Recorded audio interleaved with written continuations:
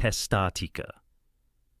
In 1978, Paul Baumann built a free energy machine in a remote Swiss village that ran continuously for decades, with no fuel, no batteries, and no external power source of any kind.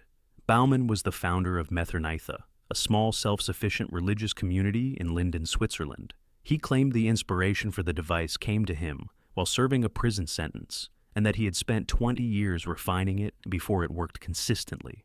The Testatika was built around two counter-rotating plexiglass discs, roughly 50 centimeters in diameter, fitted with copper and aluminum mesh electrodes on both faces. When started by hand, the discs generated an electrostatic charge through a principle similar to a Wimshurst machine. That charge was fed into a circuit containing Leyden jar capacitors, horseshoe magnets wound with copper coils, and a series of special alloy components whose exact composition was never disclosed. The circuit amplified the initial electrostatic input and fed it back into the rotating discs, creating a self-sustaining loop. The excess energy from that loop was drawn off as usable electricity.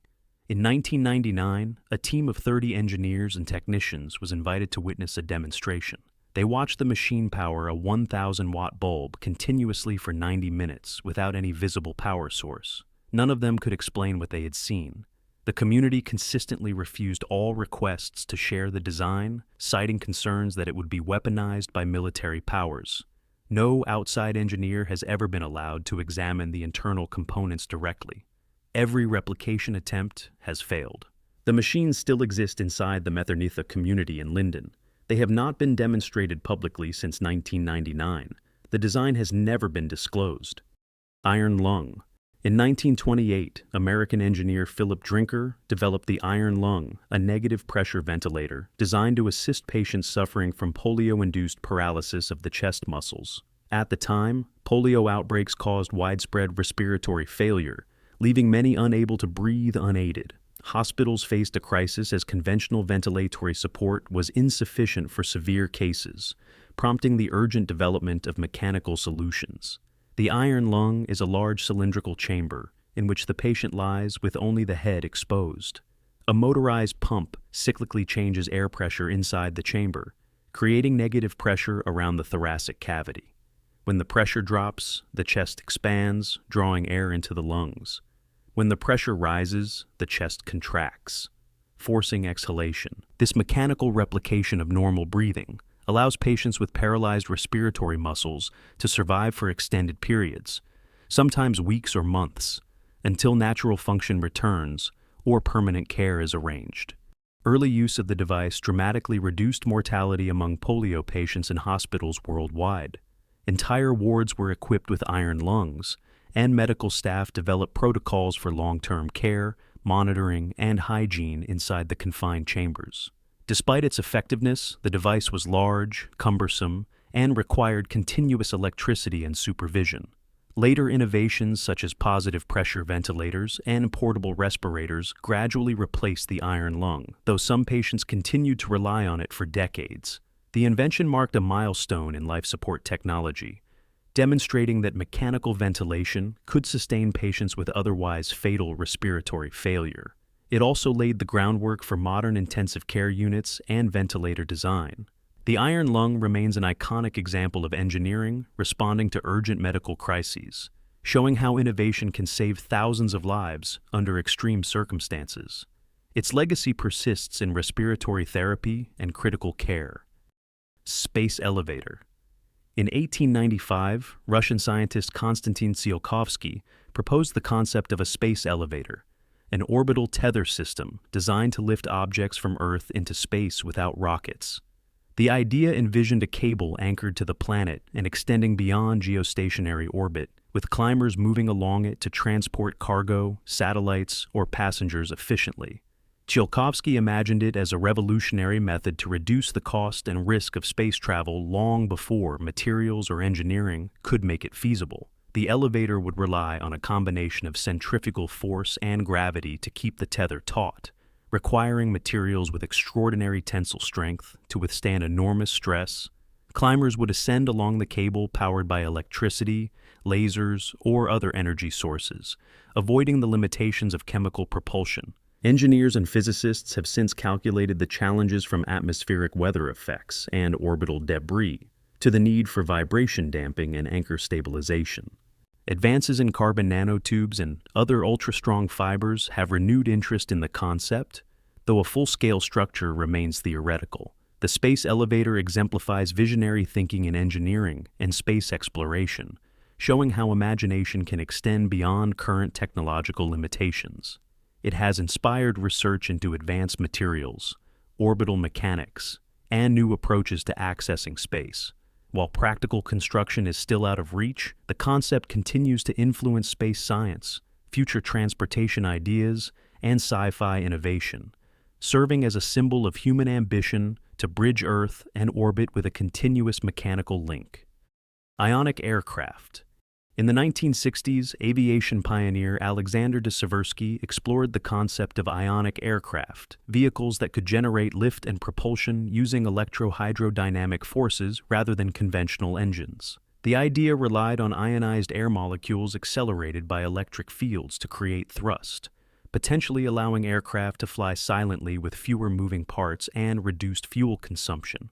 Though largely experimental, the concept captured the imagination of engineers and futurists exploring alternative flight technologies. The principle involves applying high voltage to electrodes, ionizing air particles between them. These ions are then accelerated, transferring momentum to neutral air molecules and generating thrust. Unlike traditional propellers or jet engines, the system produces no combustion, resulting in quiet operation and minimal mechanical wear. Early prototypes faced significant challenges, including high energy requirements, limited thrust, and material limitations for handling intense voltages. Researchers experimented with electrode design, airflow optimization, and energy sources, aiming to scale the effect for practical aircraft. While true operational ionic aircraft remain theoretical, small-scale demonstrations have confirmed the feasibility of producing thrust through this method.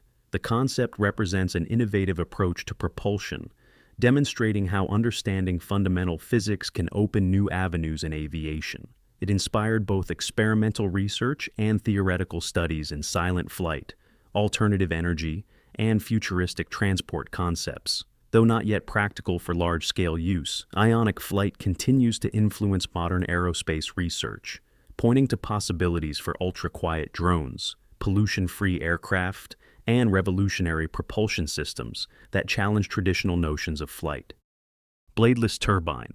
In 1913, Serbian-American inventor Nikola Tesla developed the bladeless turbine, a boundary layer engine designed to operate without conventional blades. At a time when rotary and piston engines dominated industrial machinery, Tesla proposed a new method of converting fluid energy into rotational motion using smooth, closely spaced disks instead of vanes. The idea promised higher efficiency, simpler construction, and reduced mechanical wear compared to traditional turbines. The bladeless turbine worked by directing a fluid, steam, gas, or water tangentially onto the edges of spinning disks. Instead of pushing against blades, the fluid adhered to the disk surfaces due to viscosity and boundary layer effects, transferring momentum and causing rotation. The disc's spacing, surface finish, and rotational speed were carefully engineered to maximize energy transfer. This approach reduced turbulence, minimized friction losses, and allowed the turbine to handle a wide range of operating conditions. Tesla demonstrated small prototypes in his laboratory, showing the turbine could convert energy efficiently while operating at high speeds without mechanical failure. He envisioned applications in power generation, pumps, compressors, and even propulsion for vehicles. Despite these promising results, widespread industrial adoption was limited.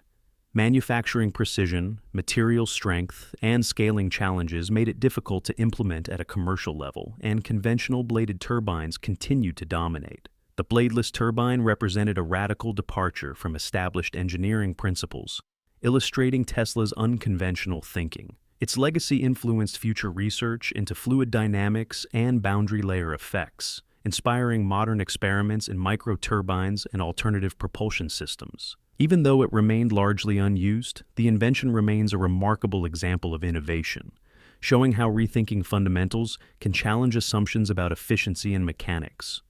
Wardenclyffe Tower. In 1901, Nikola Tesla began building a tower on Long Island that he believed could deliver free electricity to every human being on Earth without a single wire. Tesla had already changed the world once by winning the war of currents against Thomas Edison and giving humanity alternating current power.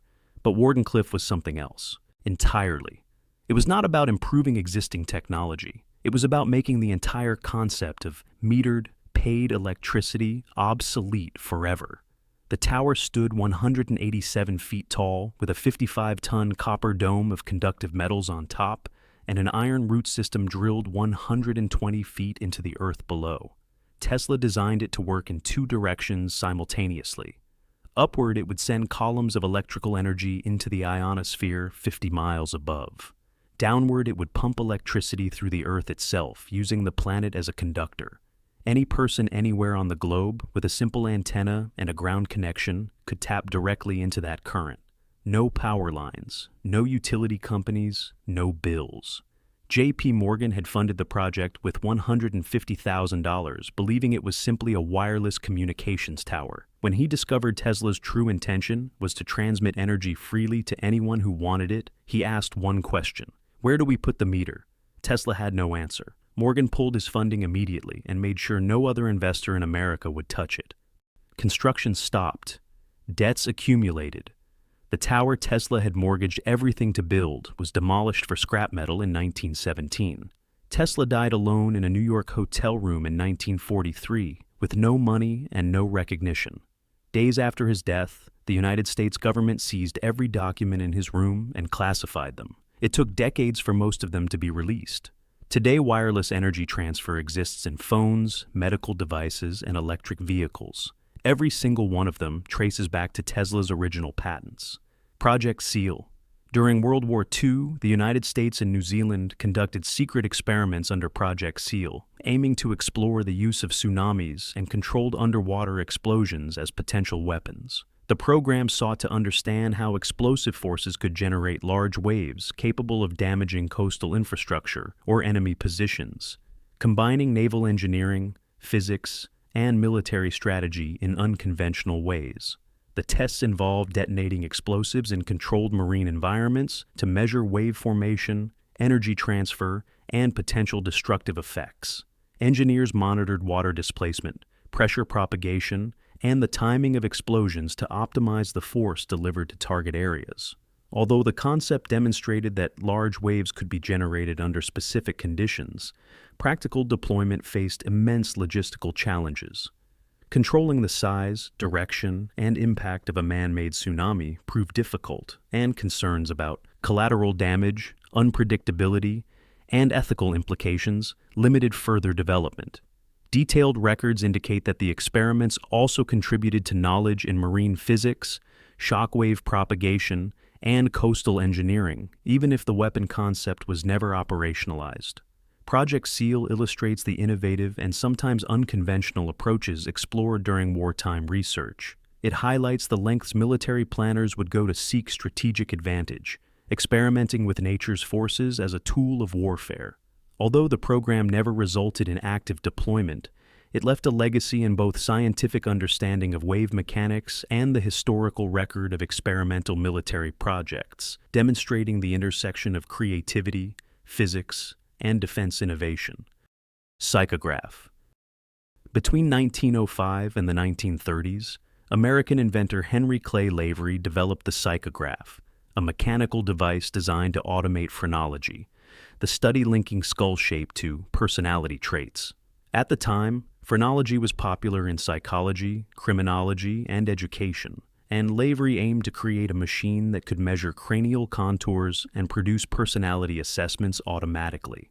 Demonstrations reportedly impressed audiences at fairs and exhibitions, showing rapid scientific analysis of character in a way that seemed revolutionary for its era. The psychograph consisted of a scanning apparatus with mechanical probes connected to dials, levers, and gears. The subject's head was positioned, allowing the probes to measure the curvature, protrusions, and depressions of different regions of the skull. Each measurement triggered indicators corresponding to traits such as intelligence, caution, leadership, or social behavior. Results were displayed on a dial or printed chart, providing an automated profile without manual interpretation. Technically, the device was an impressive feat of mechanical engineering, demonstrating how precise measurement and automation could be applied to human characteristics.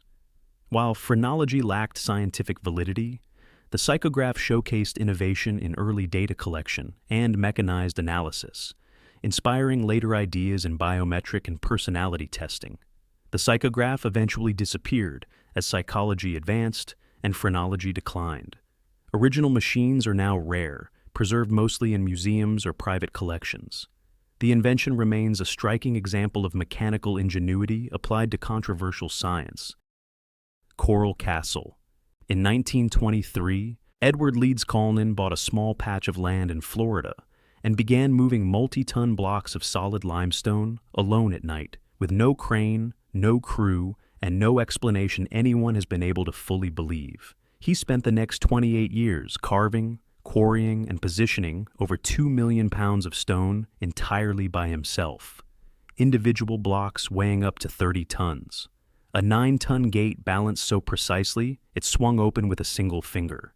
All of it assembled without mortar and held in place purely by weight and precision. Not a single person ever witnessed him work. Leeds Cullinan left behind a self-published pamphlet called Magnetic Current. In it, he claimed that all matter is made of tiny magnetic particles in constant circulation, and that by learning to align and redirect those particles, a person could manipulate the physical weight of any object. He believed the Earth itself was a giant magnetic engine, and that he had learned to work with it rather than against it. He also claimed that mainstream science had fundamentally misunderstood electricity and magnetism for centuries, and that the ancient builders of the pyramids had understood something modern engineers had completely forgotten. Crude tripods made from telephone poles and chains were occasionally spotted near the site. The actual lifting was never witnessed by anyone. When a nearby subdivision threatened his land in 1936, he relocated the entire structure 10 miles down the road over 3 years. He hired a single truck driver, asked him to turn his back, and when the driver turned around, multi-ton stones were already loaded and ready. The driver never saw a thing. Leeds Cullinan passed away in 1951 with no blueprint and no instructions left behind. Modern engineers have since studied the site with laser scanning and structural analysis. They can measure every stone and document every angle. What they cannot explain is how a 100-pound man put any of it there. Arc capacitor. Around 1400 BCE, ancient Hebrews are believed to have conceived what some researchers call the arc capacitor, a theoretical device for electrical storage associated with the legendary Ark of the Covenant. Texts and oral traditions hint that the ark could produce or store energy, and interpretations suggest it may have functioned as an early form of a capacitor. Though evidence is largely symbolic and theoretical, the idea has fascinated scientists, historians, and engineers intrigued by advanced ancient technology. Descriptions suggest the ark consisted of a gold-plated wooden chest containing metal rods or plates, carefully insulated and mounted to prevent direct contact with the hands or environment. Some researchers propose that if the ark were treated as a primitive capacitor, it could store static or induced electrical charges, releasing energy under specific conditions.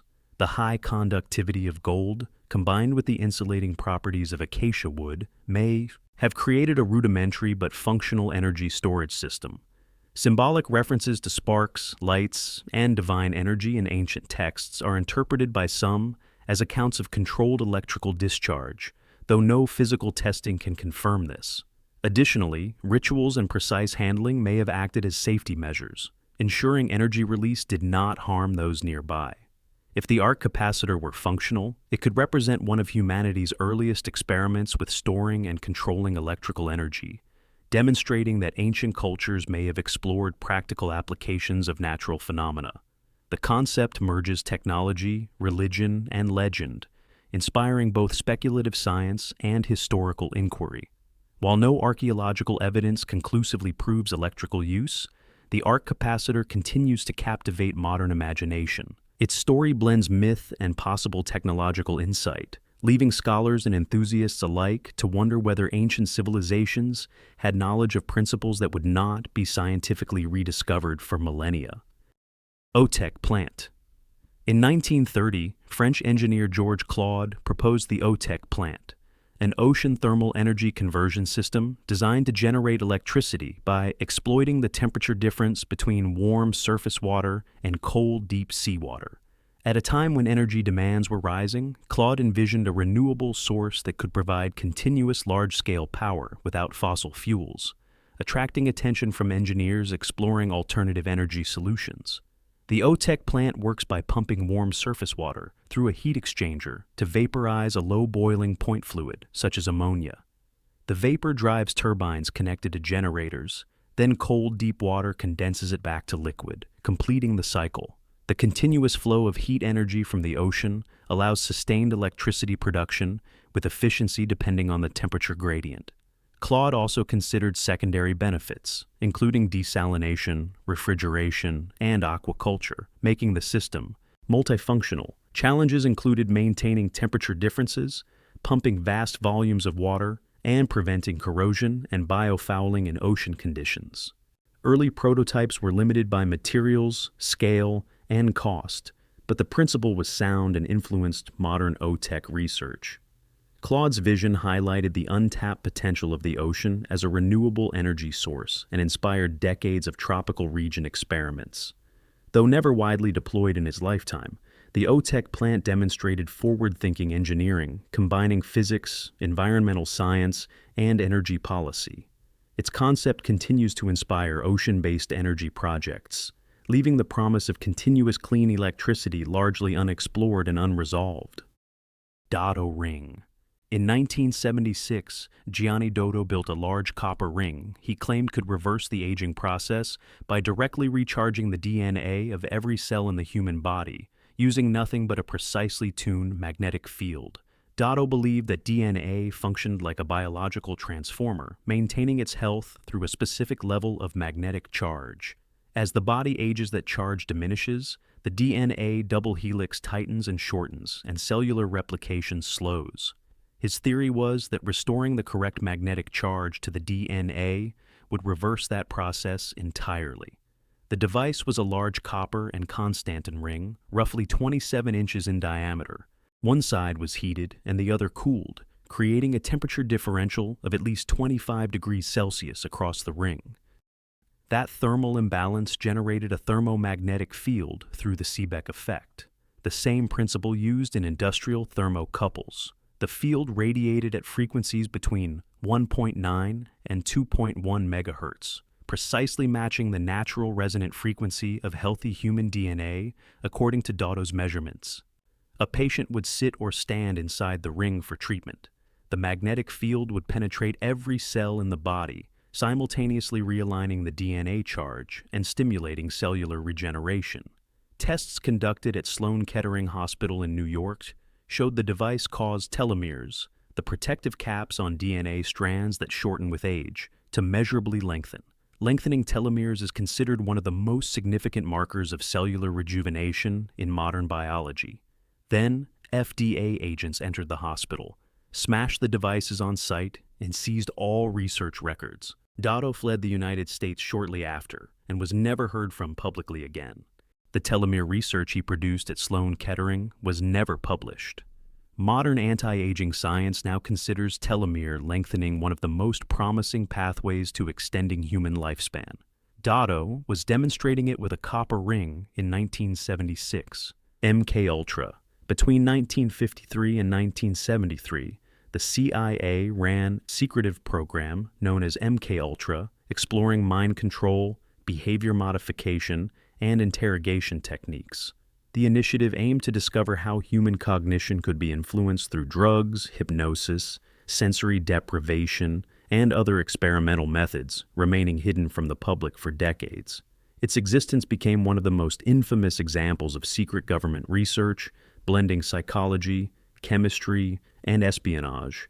The operation involved hundreds of sub-projects conducted at universities, hospitals, and prisons, often without informed consent.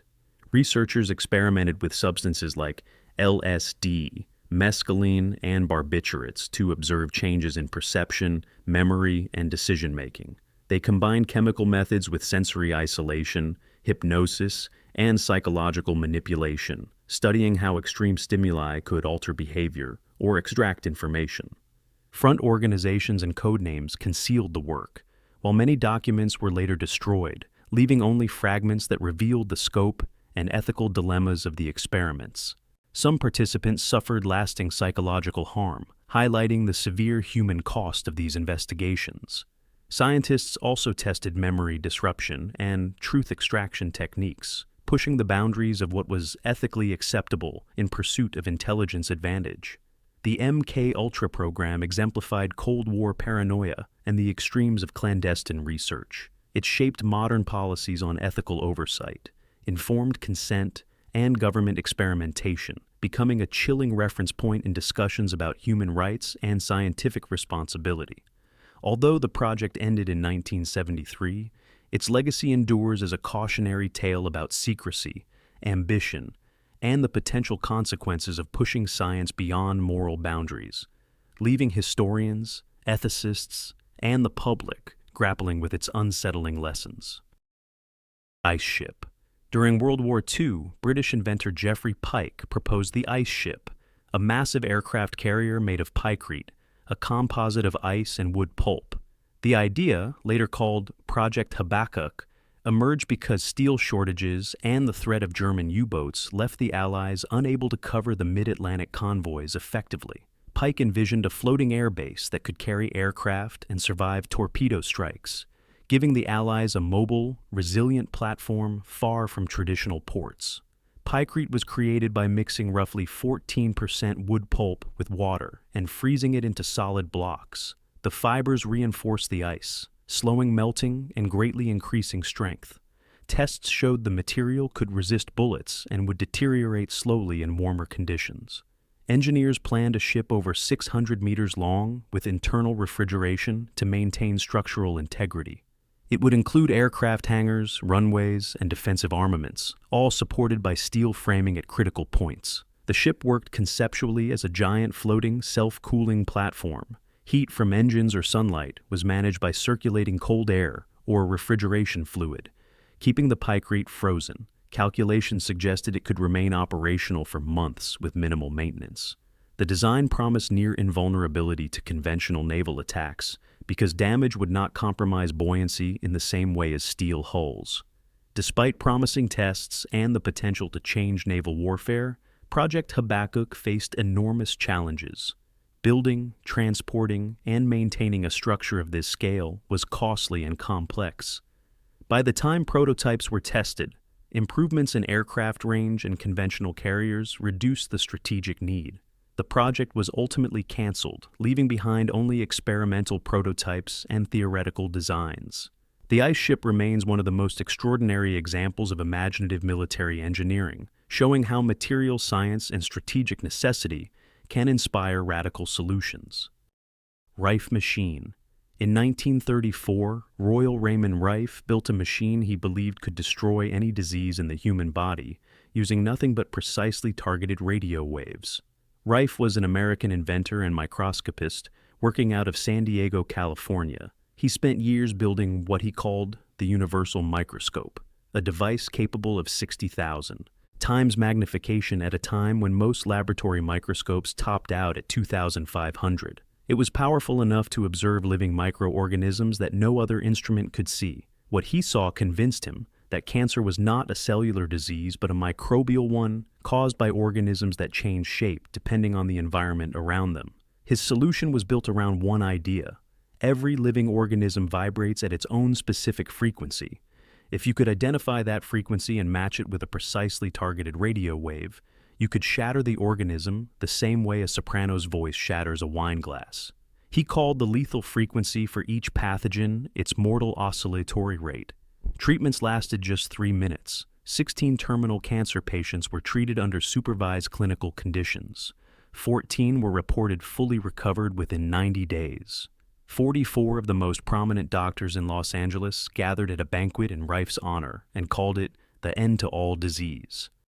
Then everything collapsed. His laboratory was broken into, his research partner was threatened, and the lead researcher who supervised the original trials died under circumstances never fully explained. The American Medical Association shut down every clinic using the device, and years of research notes were destroyed. Rife died in 1971, penniless and forgotten. Decades later, researchers found that targeted frequencies did affect tumor cells without harming healthy tissue. Nobody has yet tested Rife's exact specifications under controlled conditions. Voynich manuscript. Created around the 1400s by an unknown author, the Voynich manuscript is an illustrated book written in a mysterious script that has defied decoding for centuries. Scholars, cryptographers, and enthusiasts have pored over its pages, intrigued by the strange plants, astronomical diagrams, and unidentifiable symbols. Its enigmatic content has fueled endless speculation about its purpose, ranging from a scientific treatise to an elaborate hoax, making it one of history's most baffling artifacts. The book consists of hundreds of vellum pages divided into sections focusing on botany, astronomy, biology, cosmology, and pharmacology. The flowing, unique characters suggest a constructed language or cipher system, while the illustrations hint at knowledge of herbal medicine and celestial observation, though nothing corresponds directly to known plants or languages. Modern researchers have applied cryptography, statistical analysis, and AI pattern recognition in attempts to decipher its meaning, yet no universally accepted translation has emerged. Certain sections follow internal logical rules, implying an organized system, while other parts appear random or symbolic. Radiocarbon dating confirms the materials originate from the early 15th century, verifying its medieval authenticity. The manuscript exemplifies the intersection of art, science, and mystery, challenging historians to understand knowledge encoded in forms that remain almost entirely inaccessible. It provides insight into medieval imagination and curiosity, blending practical knowledge with symbolic representation. Despite centuries of study, the work's meaning remains unresolved. It continues to captivate scholars and the public alike, serving as a bridge between history, cryptography, and human creativity, an inspiring research, speculation, and fascination that shows no sign of waning. Z-machine. In the 1990s, scientists at Sandia National Laboratories developed the Z-machine, an experimental device designed to generate extreme temperatures and pressures for fusion research. During tests, the machine produced brief bursts of energy hotter than the interior of the sun, compressing plasma to densities that allowed physicists to study matter under conditions previously impossible on Earth. Observers reported glowing plasma, intense electromagnetic pulses, and flashes so bright they required protective shielding. The Z-machine functions as a pulsed power generator. It stores electrical energy in large capacitors, which is rapidly discharged through an array of fine tungsten wires arranged in a cylindrical Z-pinch configuration. The resulting current vaporizes the wires into plasma and generates powerful magnetic fields that compress and heat the plasma to millions of degrees Kelvin. These extreme conditions enable experiments in high-energy physics, radiation effects, and nuclear fusion simulation without conventional nuclear detonations. The device's significance lies in its ability to replicate stellar and nuclear phenomena in a controlled laboratory setting. Researchers can study fusion reactions, material behavior under intense pressure, and X-ray emissions, critical for both energy research and national security applications. The Z-machine has contributed to understanding fusion as a potential energy source and informed weapons research, demonstrating the dual use and nature of advanced physics. Despite decades of operation, the machine is extremely costly and limited to laboratory-scale experiments. Its results are closely monitored and partially classified due to potential military implications. The Z-machine represents humanity's ability to recreate extreme cosmic conditions on Earth, pushing the boundaries of physics while leaving many questions about controlled fusion, energy, and plasma behavior unresolved. Diesel engine. In 1892, Rudolf Diesel built an engine that could run on vegetable oil, peanut oil, or almost any biological fuel, and threatened to make the entire petroleum industry irrelevant. Diesel had spent years trying to solve one problem. Conventional steam engines of the era wasted over 90% of their fuel through heat loss and mechanical inefficiency. His solution was compression ignition. Instead of using a spark plug, the engine compressed air inside a cylinder to pressures of around 500 pounds per square inch. At that pressure, air alone heats to over 500 degrees Celsius. Any fuel injected at that moment ignites instantly and completely, with no wasted energy and no ignition system required.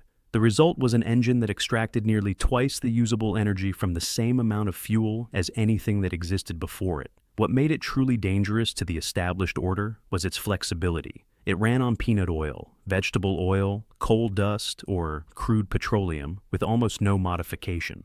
Diesel designed it specifically so that farmers and workers could fuel it from crops grown on their own land, completely bypassing petroleum suppliers and utility companies. He even demonstrated it running on pure peanut oil at the 1900 World Exhibition in Paris to a standing crowd.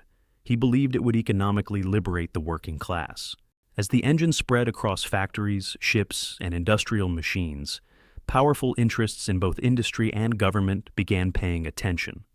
Neither the energy industry nor military powers wanted this technology remaining freely in the hands of ordinary people. In September 1913, Diesel boarded a steamship in Belgium, heading to London. He had dinner, retired to his cabin, and was never seen alive again. 10 days later, a body was recovered from the North Sea and identified as his. The circumstances of his death were never fully explained. Today, every truck, train, and cargo ship on Earth runs on a version of the engine Rudolf Diesel built to set people free from the oil industry. Project Stargate. From 1978 to 1995, the United States intelligence community ran Project Stargate, a program investigating the use of psychic phenomena for military and intelligence purposes, particularly remote viewing. The goal was to determine whether trained individuals could perceive distant or hidden locations, events, or objects without physical presence, potentially providing strategic advantages during the Cold War. Participants, often referred to as remote viewers, were guided through exercises designed to access information from target locations. They would describe visual details, layouts, or activities, sometimes with remarkable accuracy. However, results were inconsistent and difficult to verify. The program employed controlled protocols, double-blind testing, and statistical evaluation to distinguish genuine observations from chance or suggestion. While some documented cases suggested above-average accuracy, the data were not conclusive enough to justify widespread operational use. Psychologists and skeptics often cited cognitive bias, selective reporting, and experimental flaws as explanations for apparent successes. Despite its controversial nature, Project Stargate reflects the willingness of intelligence agencies to explore unconventional approaches, even when scientific validation was uncertain. It illustrates the intersection of human perception, psychology, and national security, showing how curiosity and strategic pressure can drive research into highly speculative areas. The program was eventually declassified and terminated, but its records continue to intrigue historians, psychologists, and enthusiasts of the paranormal. Project Stargate remains a fascinating example of how imagination, perceived capability, and military ambition can converge in attempts to push the boundaries of what is considered possible. Hemp car. In 1941, American industrialist Henry Ford unveiled the hemp car, an experimental vehicle with a body made from plant-based materials, including hemp fibers. At a time when automobiles relied almost entirely on steel, Ford sought alternatives that were lighter, stronger, and renewable. The car represented an early vision of sustainable manufacturing, combining innovation in material science with industrial design. The hemp car's body panels were made by compressing hemp fibers into a composite resin, forming a lightweight yet dent-resistant material. Ford envisioned vehicles mass-produced using agricultural products, reducing steel dependence, lowering costs, and minimizing wartime resource vulnerability. The car's engine was designed to run on hemp-derived ethanol, demonstrating plant-based fuels alongside plant-based structures. During demonstrations, Ford reportedly drove the car into a hammer to show the body's durability, highlighting the composite's strength compared to steel panels. Technically, the hemp composite worked by aligning natural fibers within a polymer matrix, distributing stress and absorbing impact energy. The approach reduced vehicle weight, improving fuel efficiency and handling.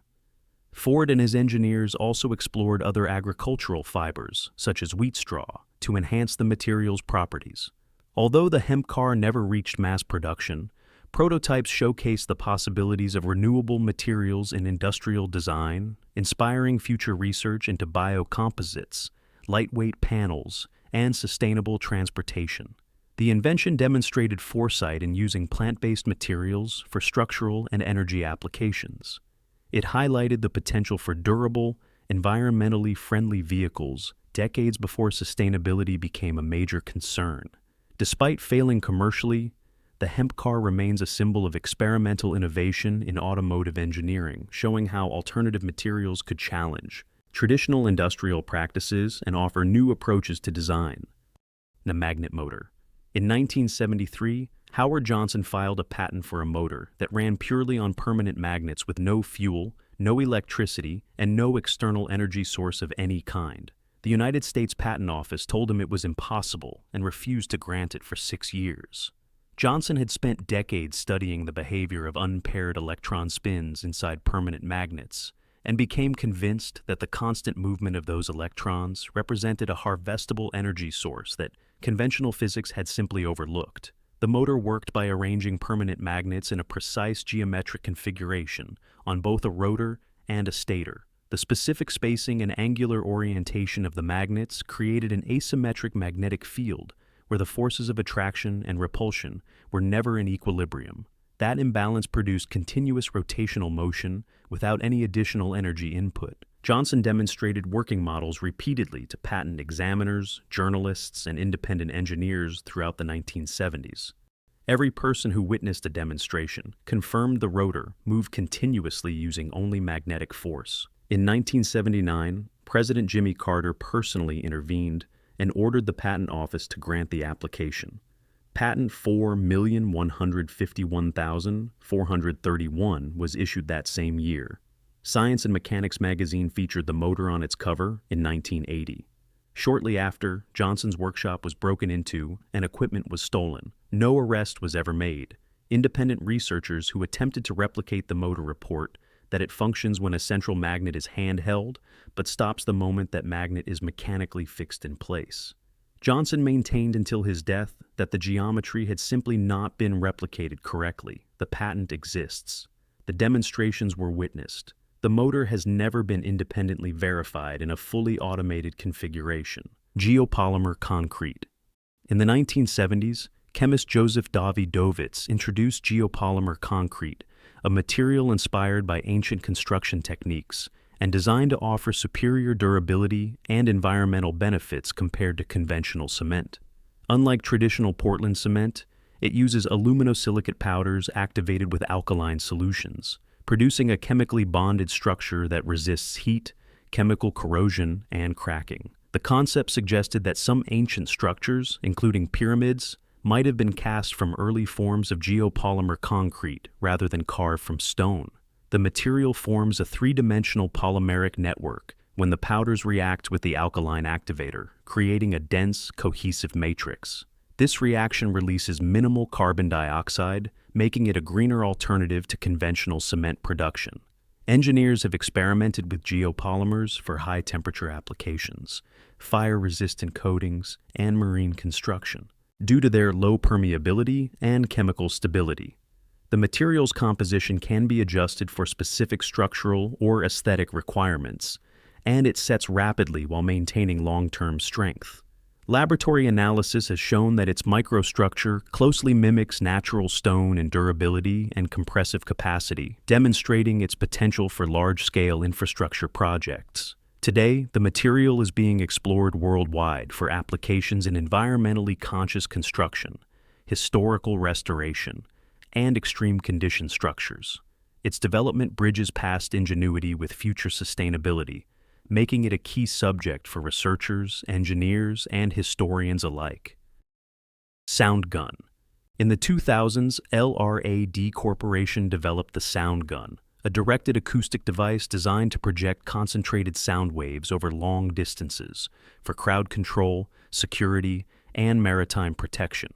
As non-lethal methods became a priority for law enforcement and military operations, The IT technology promised a way to repel individuals or groups without firearms or physical contact. Early demonstrations drew attention for its intensity and precision, showing that sound alone could disorient, repel, or temporarily incapacitate targets. The sound gun operates by converting electrical energy into highly directional acoustic waves projected in a narrow beam. Specialized transducers and amplification systems allow operators to control frequency, pulse duration, and intensity. The intense vibrations affect the human auditory and vestibular systems, causing discomfort, nausea, disorientation, or temporary hearing impairment. Directional focusing allows targeting of specific individuals or areas while minimizing effects on bystanders. Engineering challenges included achieving effective range, maintaining intensity, and ensuring precise targeting. The device required robust electronic controls and careful calibration.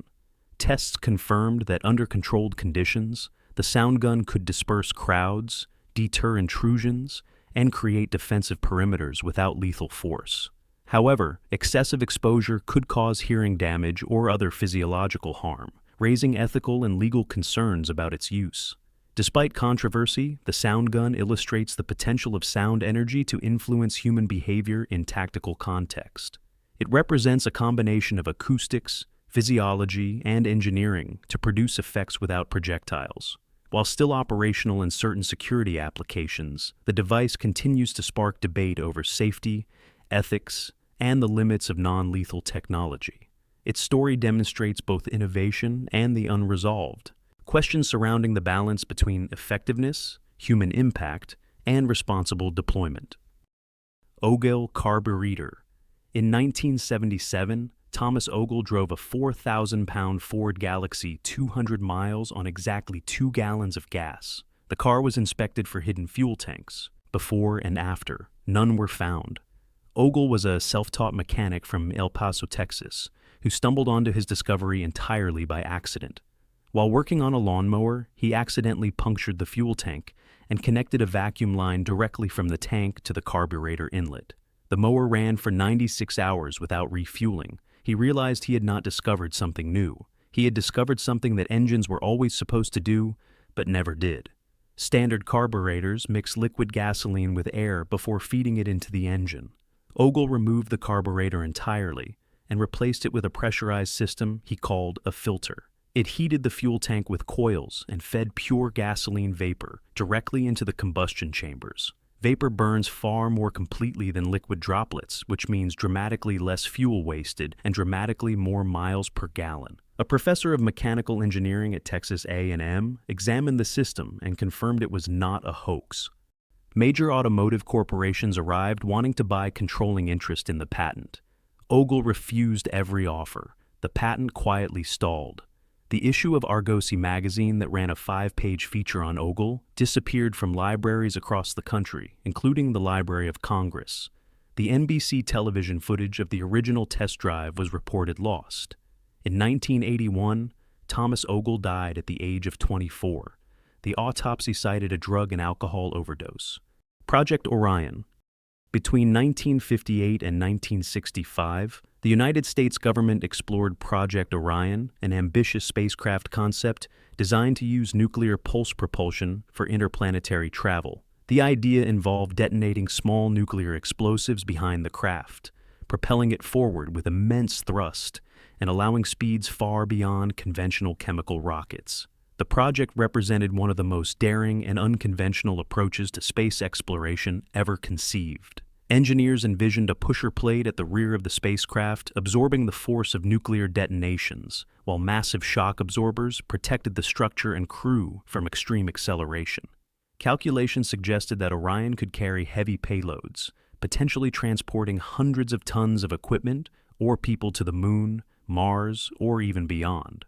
Designers also addressed challenges such as radiation shielding, detonation timing, and structural durability, making the project a complex intersection of physics, engineering, and nuclear technology. Conceptual studies demonstrated that nuclear pulse propulsion could dramatically reduce travel time across the solar system compared to traditional rockets, sparking interest in ambitious space colonization plans. Although the project was ultimately cancelled due to the 1963 Partial Test Ban Treaty and concerns about nuclear fallout, its innovative approach influenced later theoretical propulsion research. Project Orion remains a symbol of audacious engineering, combining raw power, cutting-edge science, and visionary thinking. The legacy of Orion endures in aerospace design and futuristic propulsion concepts, illustrating how bold, imaginative ideas can push the boundaries of what humanity might achieve in space exploration. Telectroscope. In the 1870s and 1880s, during the Victorian era, inventors and visionaries proposed the telectroscope, a device intended for long-distance visual communication. Public demonstrations suggested that observers in one city could watch real-time images of people and events in another city across vast distances. The idea captured imaginations at a time when the telegraph and early photography were transforming communication, and newspapers speculated on its potential to revolutionize news, trade, and social interaction. The telectroscope was imagined as a combination of optical lenses, light-sensitive materials, and mechanical scanning mechanisms. Early concepts proposed capturing images with light-sensitive chemicals or selenium cells and transmitting visual information over electrical wires using varying electrical currents. At the receiving end, synchronized devices reconstructed the image on a screen or through projected light, creating a live or near-live view of remote locations. Though practical implementation was not achieved in the 19th century, these proposals anticipated principles later seen in television and video transmission. Inventors claimed that the device could transmit images instantly, allowing people to observe distant events as they happened. While most demonstrations were speculative, they inspired public fascination and encouraged further experimentation with electrical photography and image scanning. The telectroscope concept reflected society's desire to collapse distance, creating the first imagined model of instant visual communication. Despite widespread interest, no functioning model of the telectroscope was ever fully realized. Skeptics dismissed claims as exaggeration or hoax, and technical limitations of the era prevented true implementation. The device remains a visionary precursor to modern television and video technologies, illustrating early imagination about bridging space with electrical and optical innovation, leaving the promise of real-time long-distance vision an unrealized marvel of Victorian ingenuity. Compression fusion reactor. In 2018, a U.S. Navy engineer filed a patent for a compact nuclear fusion reactor small enough to fit inside an aircraft that could generate more energy than any power plant on Earth, using nothing but spinning electromagnetic fields and injected gas. Salvatore Pais claimed that by spinning electrically charged cone-shaped structures called dynamic fusors at extremely high speeds inside a sealed plasma chamber, he could compress and heat gas to the temperatures required for nuclear fusion without the massive magnetic confinement systems that have kept fusion energy out of reach for 70 years. The reactor worked by mounting opposing pairs of counter-spinning conical fusors inside a hollow plasma chamber. As the fusors spun, their electrically charged outer surfaces generated a concentrated magnetic energy flux inside the chamber. Fuel gases including deuterium were injected through ducts in the fusors directly into that magnetic field. The combination of magnetic compression and electromagnetic radiation heated the gas to plasma state and confined it between the spinning fusors. When additional gas was introduced into the plasma core, Pais claimed an energy gain was created, more energy out than in, the fundamental requirement of a working fusion reactor. The entire device ranged from 30 centimeters to 2 meters in diameter. The patent application was filed in March 2018 and published in September 2019. It was subsequently abandoned due to non-payment of fees, suggesting neither Pais nor the Navy pursued it further through official channels. Several fusion physicists reviewed the design and concluded the energy densities required were beyond current engineering capability. Functioning fusion energy has been described as 30 years away for the past 70 years. Pais claimed to have solved it in a device the size of a washing machine. Nobody outside the Navy has ever tested whether he was right. Red mercury. During the Cold War, rumors circulated about red mercury, an alleged supermaterial with extraordinary properties, including use in nuclear weapons, stealth technology, or advanced propulsion. Intelligence agencies, scientists, and black market traders debated its existence for decades, though no conclusive evidence has ever confirmed it. The mystery surrounding the substance fueled speculation, fear, and intrigue, making it one of the most enigmatic legends of modern science and military history. Accounts describe red mercury as a dense reddish powder, or liquid, with unique physical and chemical characteristics. It was rumored to stabilize nuclear reactions, enhance explosive yields, or serve as a catalyst for exotic energy production. Many reports emerged from the 1970s through the 1990s, often based on unverified claims, hearsay, or possibly deliberate misinformation. The material was said to be highly sought after by governments and clandestine organizations, with purported sightings sparking investigations and international intrigue. Despite extensive efforts, no sample has ever been verified, and many experts consider the substance a hoax or myth. The allure of red mercury lies in its supposed potential to revolutionize military technology and energy applications, captivating imaginations despite the lack of concrete proof. The legend of red mercury illustrates how secrecy, fear, and desire for technological superiority can create enduring myths. It also highlights the challenges of verifying claims in the shadows of intelligence and espionage, where rumors can outlast facts. Even today, the story continues to inspire conspiracy theories, novels, and speculation about undiscovered materials, leaving red mercury as a symbol of mystery and the limits of human knowledge in high-stakes technological pursuit. Archimedes' Claw. In 214 BCE, during the Roman siege of Syracuse, Greek mathematician Archimedes designed a defensive machine, later called the Archimedes' Claw. As Roman warships approached the city walls, expecting an easy landing, several vessels were suddenly lifted partially out of the sea and thrown back into the water. Soldiers reported ships tilting, snapping oars, and crews losing balance before vessels capsized near the harbor defenses. The unexpected mechanical attack forced Roman forces to retreat from close assault attempts and reconsider direct naval approach. The device functioned as a large crane mounted on the city walls.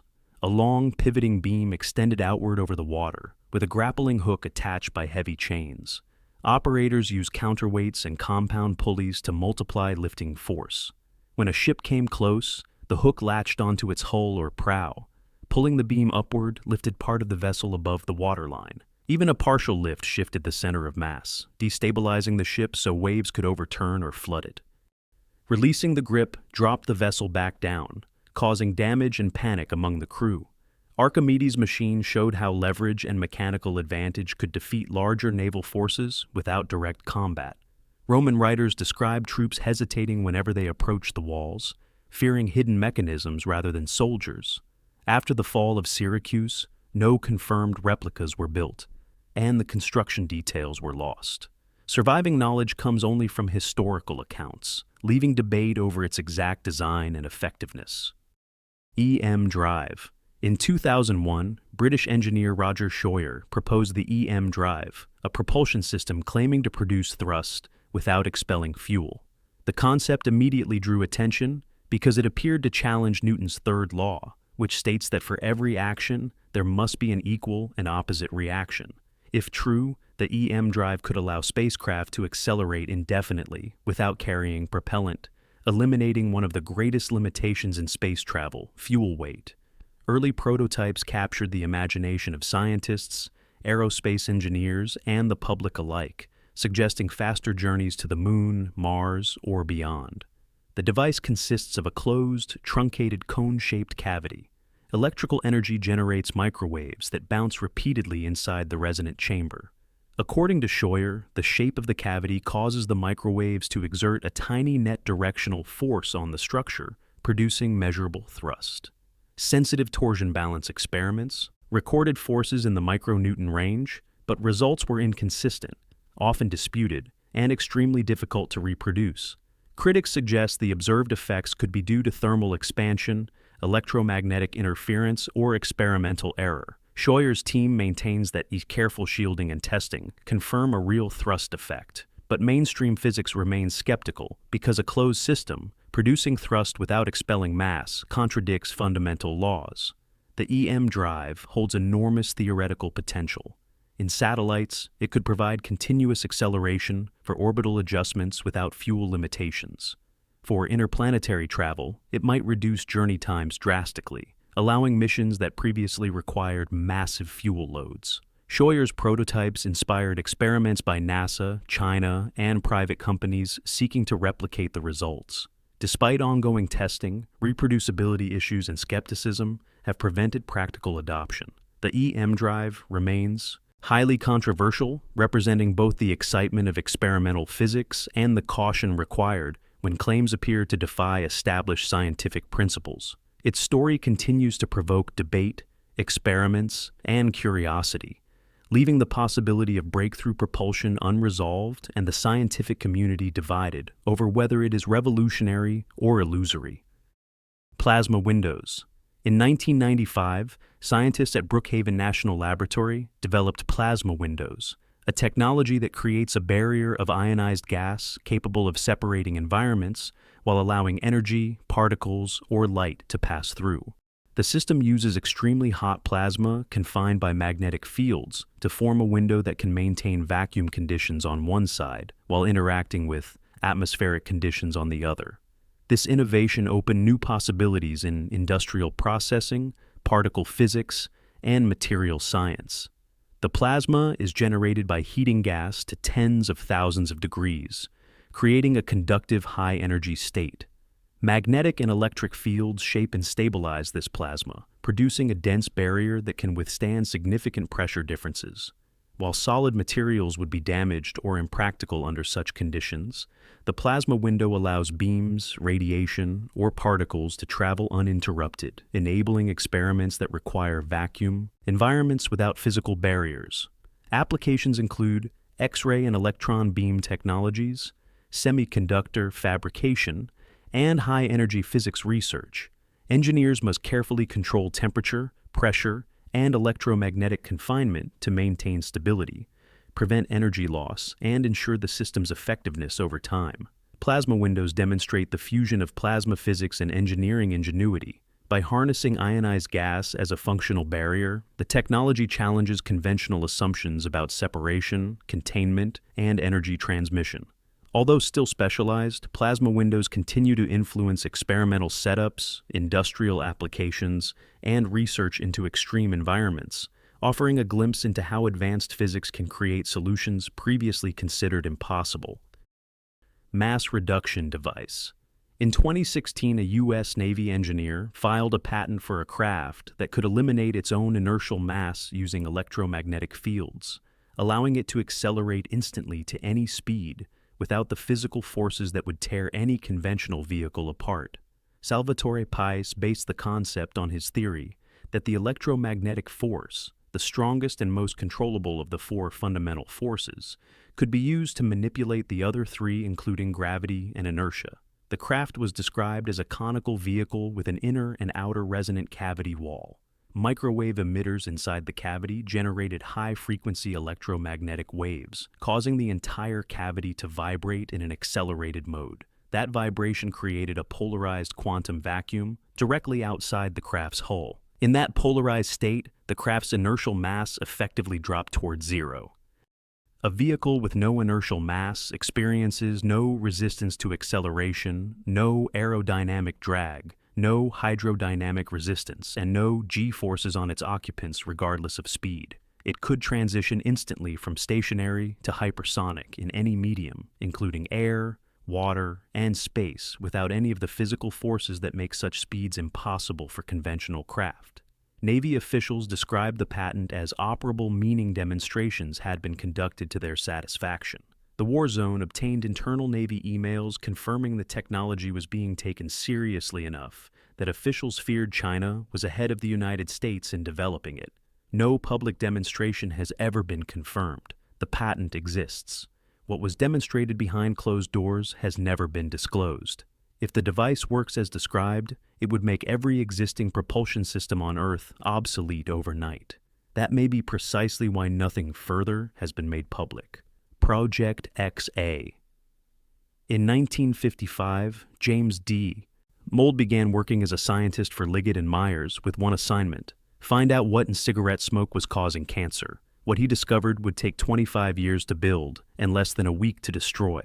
Mold and his team identified that the dangerous compounds in cigarette smoke were byproducts of incomplete combustion. The tobacco was not burning cleanly enough, and the leftover particles were carcinogenic. His solution was to introduce a catalyst directly into the tobacco itself, a precise mixture of palladium and magnesium nitrate which forced the tobacco to burn more completely and destroy the harmful compounds before they ever reached the smoker's lungs.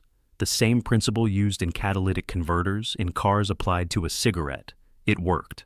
Lab tests confirmed the XA cigarette produced significantly less carcinogenic activity than standard cigarettes. Test animals exposed to the smoke showed no tumors. By 1978, the product was commercially viable, consumer, tested, and ready for production. Then the lawyers walked in. Liggett's legal team concluded that releasing a safer cigarette would be an admission that every other cigarette they had ever sold was dangerous. That admission would open the company to unlimited liability. Philip Morris threatened to freeze Liggett out of the entire industry if they broke ranks. Project XA was canceled. Documents were redirected to the legal department after every meeting. Mold was forbidden from publishing a single word of his research. He went public anyway years later, testifying in court and before Congress. By then, millions had already lost their lives from the cigarettes that could have been different. Today, tobacco companies are legally required to publish the chemical contents of every cigarette they sell. Not one of them has ever voluntarily introduced a safer burning formula. Terra Preta. Between approximately 450 BCE and 950 CE, pre-Columbian Amazonians developed Terra Preta, a rich, dark soil known for its extraordinary fertility. Unlike surrounding nutrient-poor rainforest soils, Terra Preta was deliberately enhanced with charcoal, organic waste, and pottery fragments, creating a self-sustaining medium that supported intensive agriculture for centuries. Its discovery highlights the ingenuity of ancient societies in manipulating and improving their environment. The creation process involved combining biochar, composted plant material, animal bones, and human waste to enrich soil structure and nutrient content. Charcoal acted as a stable carbon source, improving moisture retention and promoting beneficial microbial activity, while pottery fragments increased aeration and supported long-term soil stability. Over time, this mixture enhanced soil fertility, allowing crops to thrive even in otherwise marginal lands. Modern studies of Terra Preta reveal that microbial communities, carbon sequestration, and nutrient cycling were all enhanced, suggesting sophisticated ecological understanding by its creators. The soil's regenerative properties meant it could be reused indefinitely, reducing the need for shifting agriculture and sustaining large populations. Terra Preta demonstrates how ancient knowledge of soil science, organic matter, and sustainable agriculture created lasting ecological benefits. It also inspires modern efforts to improve degraded soils, sequester carbon, and develop sustainable farming techniques. Even today, researchers study Terra Preta to understand its resilience and applications, showing how ancient innovations can inform modern environmental solutions and highlight humanity's capacity for sustainable land management. Repulsine. In 1940, Victor Schauberger built a disc-shaped device he claimed could generate unlimited propulsive force using nothing but spinning air and the principles of implosion. Schauberger had spent decades observing rivers, streams, and forests, noticing that nature never pushes energy outward through explosion and heat. It pulls energy inward through implosion and cooling. He became convinced that replicating that inward spiraling motion inside a machine could generate a propulsive force more powerful than anything conventional engineering had ever produced. The repulsine was built from copper and fitted with wave-patterned rotating membranes inside a sealed chamber. When an electric motor spun those membranes at speeds between 10,000 and 20,000 revolutions per minute, air was drawn in from the top and forced into a violent inward spiral vortex. As the vortex tightened, it created a powerful suction force pulling the device upward from below. Schauberger claimed that once the vortex reached sufficient speed, the primary motor could be switched off entirely, and the device would sustain itself through the energy of the motion alone.